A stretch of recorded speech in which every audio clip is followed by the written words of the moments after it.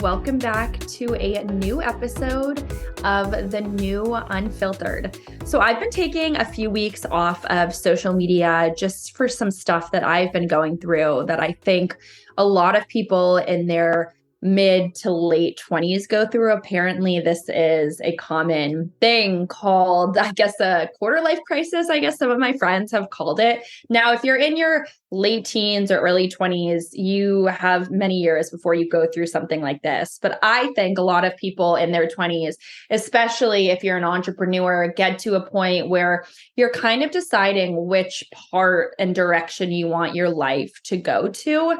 And a lot of that can shift and change. Now, I'll do a solo episode about that in the future, but I do have someone today that I thought would be a really great guest to talk to, not only about entrepreneurship, but also about her company called Big Talk.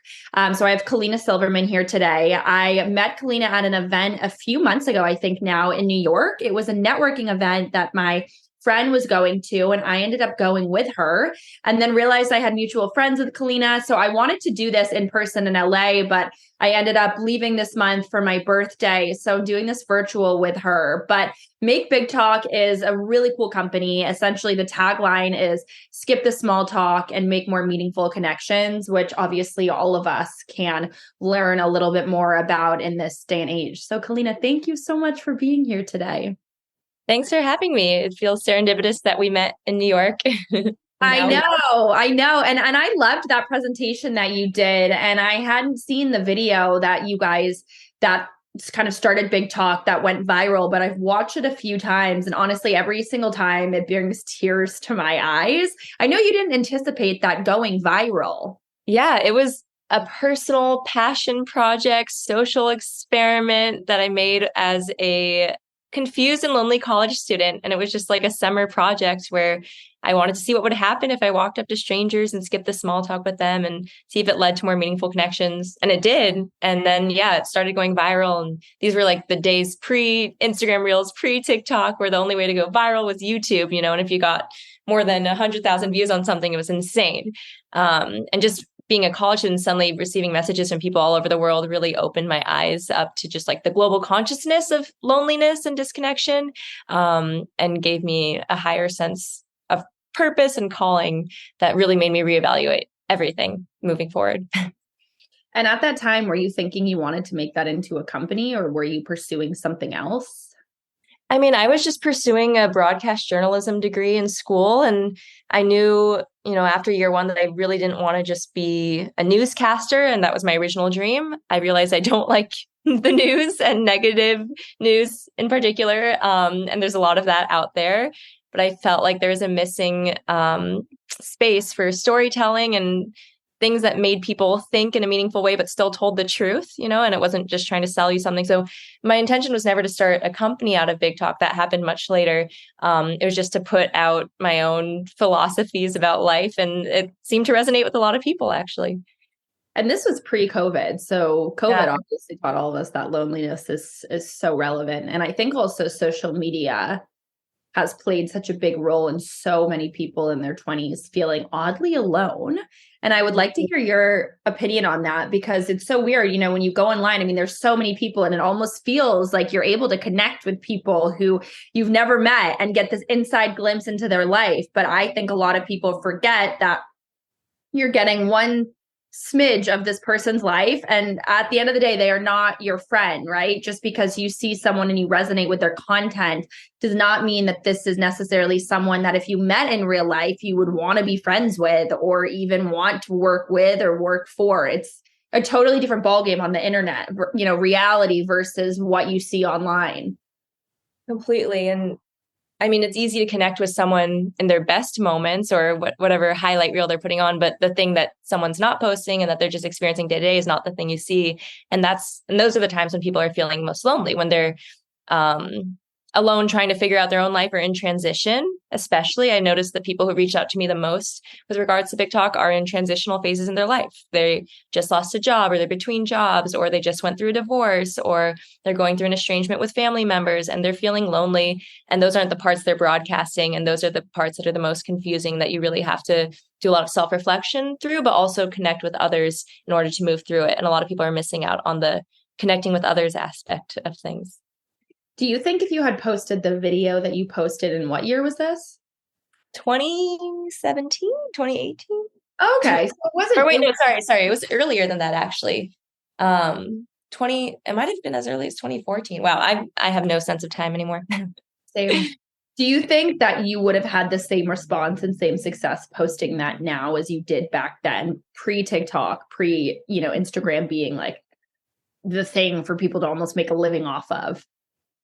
I don't know. I mean, after I made that video and then stopped doing videos for a while, I was like, oh, that was like a one-time thing. I can't go viral again. Like everyone's focused on different things now. But I mean, just in the past few months, I've posted a couple Big Talk videos that went super viral on Instagram Reels. And it made me realize, no, people still care. This is an evergreen issue throughout, the history of humanity. Humans will always need connection, and it's just going to manifest in different ways based on what's going on in society at the moment. But, striving for connection, striving to connect with people on our universal human experiences will never go away. It's just in what form you present it to people. So I don't know if like that same video would have done as well now, but I think the sentiment will always be there. Yeah, I agree. And I liked at your event, I mean, that was obviously an in-person event, and we host something called Be Fearless Summit, which are in-person events. And a lot of times people ask if there's a large virtual element of it. And I always personally don't love the virtual events because I think that you see so much content online, you can get so much stuff for free. But at the end of the day, what people really need is that face-to-face connection. That's how you really get the job. That's how you really get the mentor. So within the Big Talk community, do you find that most people come to you because they want a friend, they like the content, they want to get a job? Some people just drop a note to me to say, hey, this really touched me on a deeper level and it inspired me to follow my dreams or to reach out to an old friend or lover or family member. I think that's what I most hope for. Like, it's like, I don't want to tell people what to do after they're inspired. I kind of like people to follow their own path. I mean, since, creating a business out of Big Talk, there's some tangible things people can do, like use the card game or the app or attend an event, but everyone's on their own very unique journey. So people come to me just usually to say, hey, I was inspired and now I'm hosting a dinner using Big Talk, or I'm connecting with someone, or had a FaceTime or a date using the principles of Big Talk. Which is super cool. And what are some of those principles? At the event, you had the cards, which I loved. I had never even thought about that. But what are some of the other ones? Yeah, I mean, the idea behind Big Talk is so simple, really. It's just ask a question that skips the small talk to form a deeper connection. And I define the Big Talk questions by something that's universal, meaning any human being could answer it because of who they are as a human, not because of who they are in terms of their job title or where they're from or whatnot. So that way, it's like inclusive of humanity. So ask a question that's universal, and then a question that's open-ended. It won't just have a yes or no answer. I always say avoid like politics or things that require specific factual knowledge, because that's actually isolating and doesn't bring people together. And finally, ask something that just elicits a personal story or anecdote or perspective on life, where you can learn something from someone, because everyone has something to teach us. We did at the event, there was, I think, about 6 or 7 people in a circle. Yeah. And I was talking to a fellow entrepreneur next to me. And I think one of the questions was like, what's something you wish someone would ask you networking or talking to? And I said, I wish people really would ask an entrepreneur, I mean, how is it really going? Because there's what you see online and there's what you see in the press. But a lot of times there is a harsh reality behind. Just because there's all that success doesn't mean that behind the scenes, it's very difficult. And that's what I really struggled with, especially being an entrepreneur in my 20s. So I loved that question. And I think everyone should ask entrepreneurs, how is it really going, especially off camera, off interview, whatever. But what are some of your favorite networking questions that you think people should ask in conversations? Yeah, I mean, the most simple one that I love to start out each Big Talk event with is simply, what are you curious about lately? Because it just gets right to the heart of what's top of people's minds in the moment, what they're thinking about, what they're most passionate about, and it really allows them to talk about anything, like what they can just say what they actually want to say. It's a little gateway for that. So I love asking, what are you curious about lately? or what's something you've always wanted to pursue that now is a great time to do so because you get to hear about people's interests and hobbies in the moment. Again, it might have the same answer as what are you curious about lately, but I think it's a great opener. It's not too personal, not too abrasive, and people have talked about entrepreneurial things and job related things. Some people are talking about, oh, I'm interested in dating. So it really leads to whatever someone's curious about in the moment. What I'm curious about in the moment right now, well, there's a lot in the news. So I would say that on a personal level, I would really love to learn how to DJ. What is something that you're curious about, exploring in 2024? Well, first off, I'm glad you said that because I have a friend who actually is starting to give DJ lessons because he's a DJ. And that's Okay. another reason I love this question because it can lead to people being like, oh, I have an idea for you, or I have someone who might help you with this. So when you're back in LA, let me know because I know he's between jobs right now, so he has more time and he's been giving DJ lessons to my other friends. I love Will. Yeah. Let's see. What am I curious about? I'm really also related to music. Like I love songwriting and I'm learning, guitar and whatnot. So I would really like to get better at guitar to a point where I can really pair lyrics with chords in a really natural way.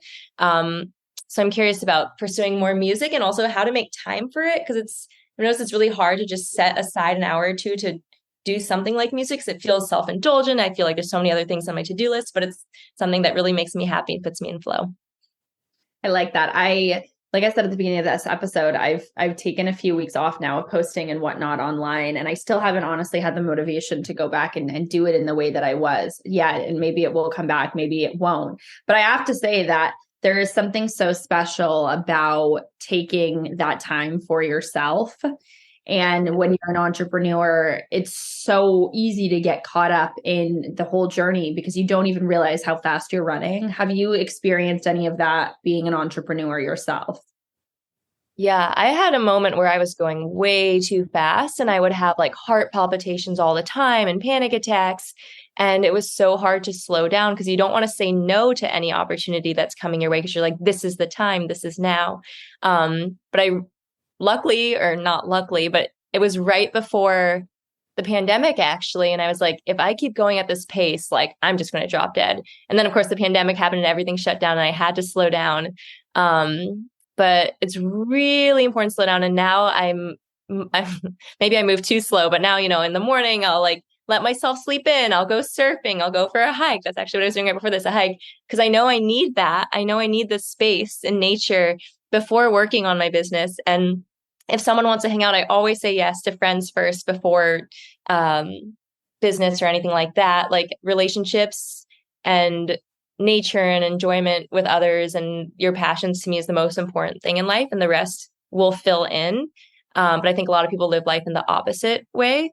And I know I have the luxury to do that now, but I've had phases of like constant hustling. I work like 5 other gigs in between doing big talk things. So, but I always make sure to make time to slow down and experience relationships, exercise, nature, and all that.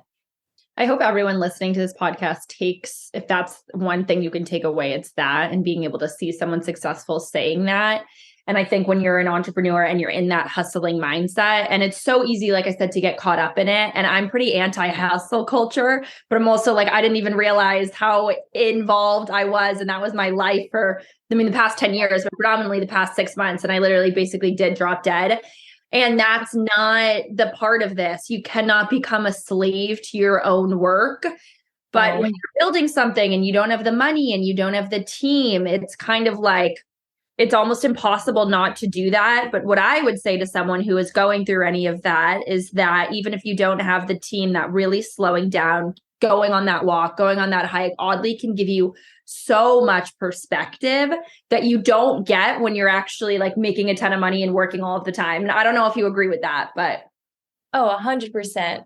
I remember actually when I was in college, I did this 3-month maybe internship at Facebook. And that was when I thought the like startup world and the entrepreneur world was like really glorious.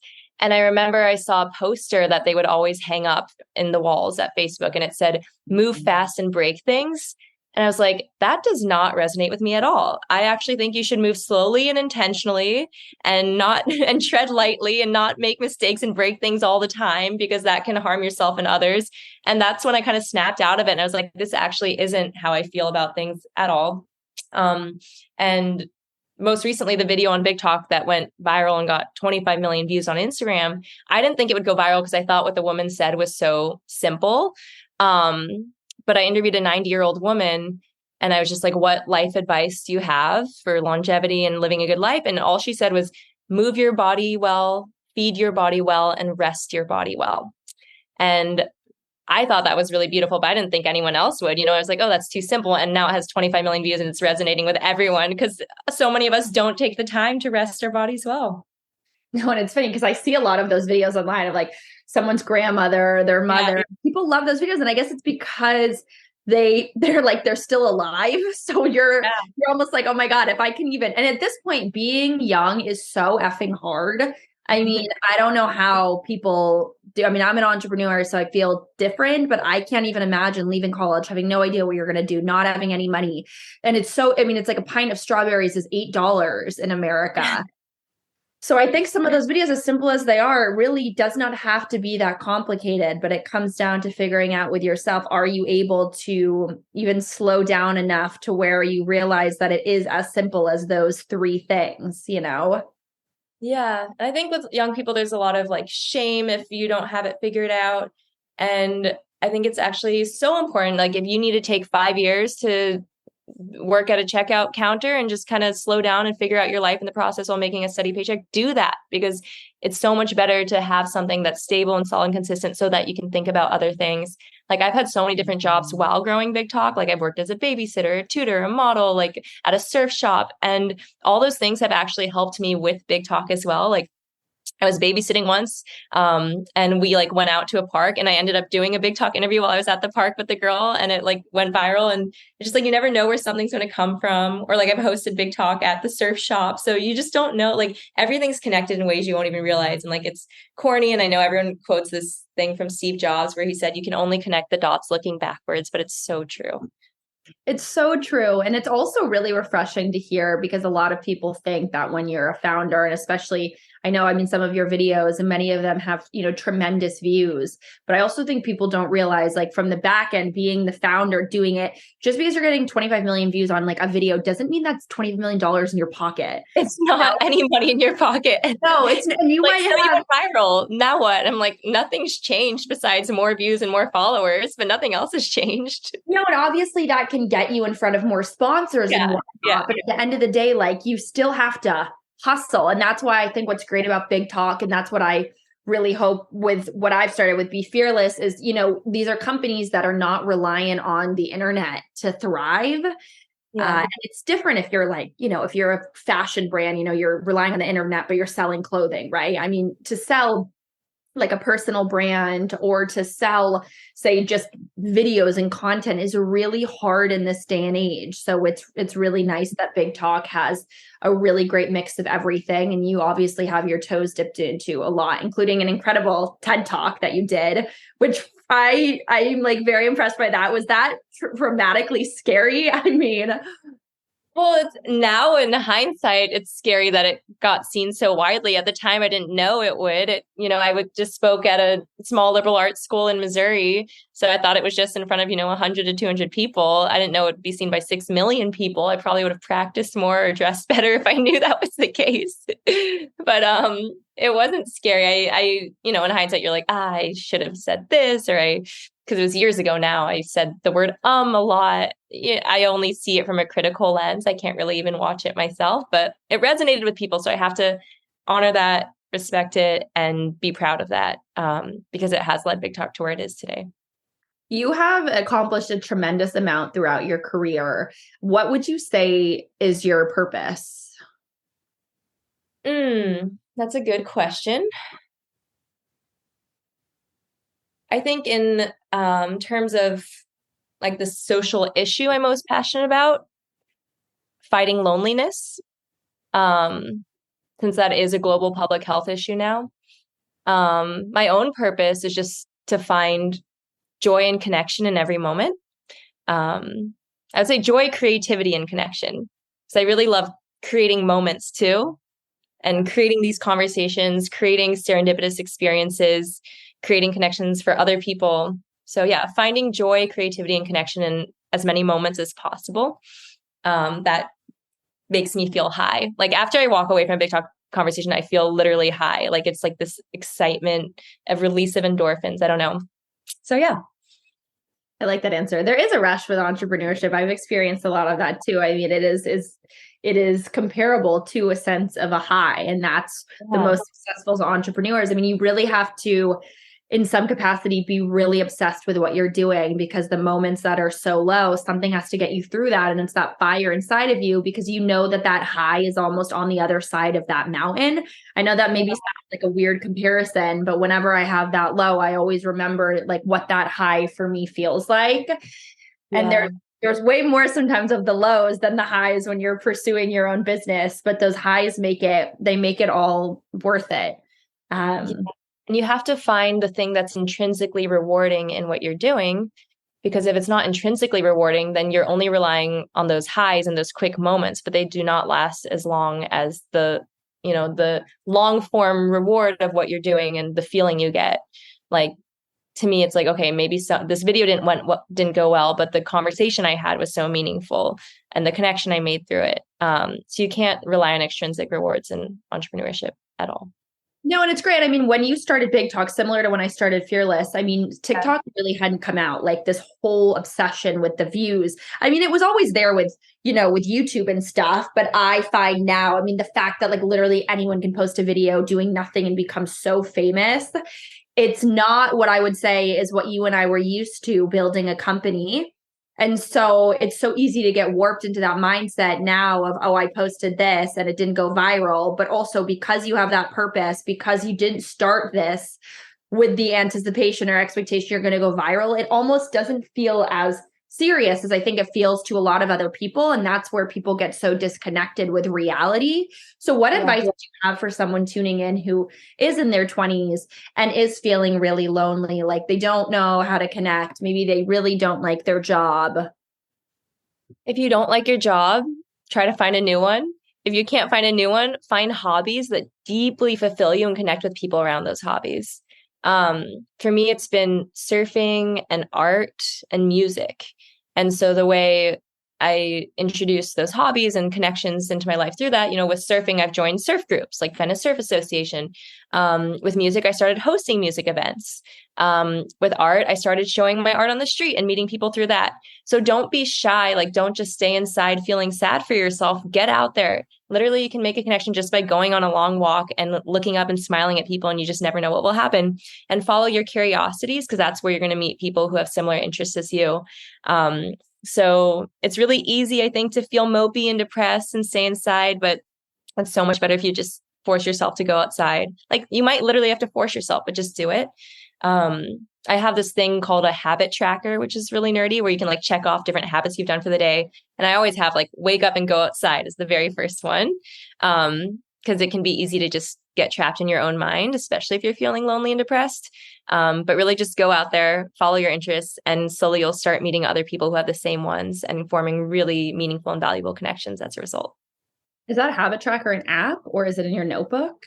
Oh, I just do it like on what do you call it? A bullet journal. So you like write down each day across like day 1, 2, 3, 4, 5. And then on each one you write the habit, and you can like check off each day. So yeah. The little things like that really do help. And sometimes if you're not feeling like, if you're not in your groove for a week, 10 days, a month, right? At least having habits or something that's consistent throughout their day is all sometimes people need to just feel accomplished. Like, you don't all have to be running billion-dollar companies to feel accomplished, especially if you're just not in your groove at that time. And sometimes it's also really nice to have that conversation with yourself, right? You can get that done on a walk. Sometimes it's really nice. I love just leaving my phone and not having a podcast or music in and just like walking and talking to myself. I find I get a lot of thoughts out by doing that. Yeah, I really think everyone should talk to themselves at least once a day, whether that's, on a walk or hike or in your journal, but everyone should definitely have a conversation with themselves every day. Kalina, you are so inspiring, and I'm just so impressed by you and the future of Big Talk. Where can everyone find you on social media, buy the cards? Yeah, sure. Thank you. So on Instagram, I'm at Make Big Talk. And then my website is makebigtalk.com. And I sell the cards, and I have a link to the Big Talk Questions app on the website. Also on Amazon, you can buy the cards.